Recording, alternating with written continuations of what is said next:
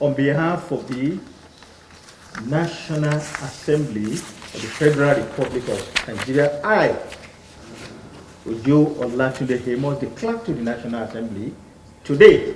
The transmission of these bills to the State Houses of Assembly is a requirement by law before the bills passed by the National Assembly can be presented for presidential assent.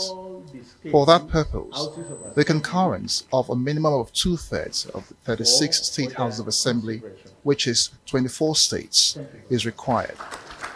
At this ceremony, 35 clerks from the states are witnessing the historic event. We must see ourselves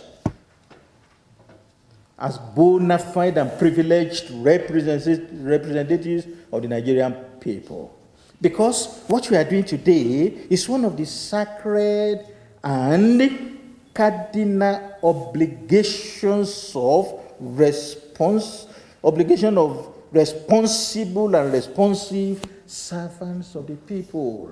From 68 bills voted on, only 44 were cleared, and the 36 states will now be required to scrutinize and either align or disapprove. These are sections of the Constitution that focus on issues of development, governance, politics, and the economy.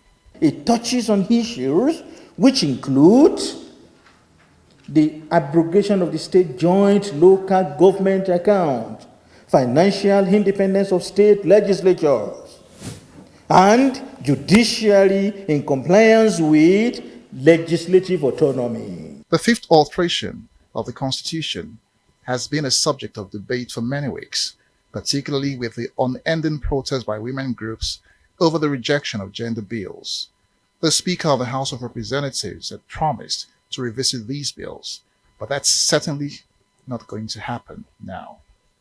For the lawmakers, this amendment is rather the start of a process towards restructuring. We agree with me that a strengthened local government will attract fundamental changes with more professionalism as we have created a nursery or school where people will learn the roles of politics and governance, where they will move up the ladder of politics so that there will be no political neophytes.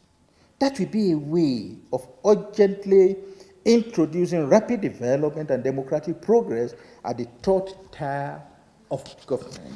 Now the process shifts to the states, where lobbying will intensify to push for concurrence.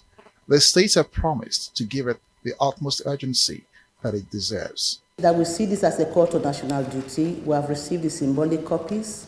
Everyone is going to have a copy from here to take to our State Houses of Assembly. We pledge to see that this work job is given the urgent legislative attention it requires. With the cooperation of the members of the State Houses of Assembly, our principals, the Speaker, and the leadership of the various State Houses of Assembly, I do know and believe that the State House of Assembly will give these approvals.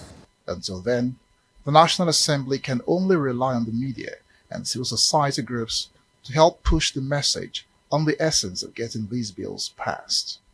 Eghosa Igunbor, Arise News.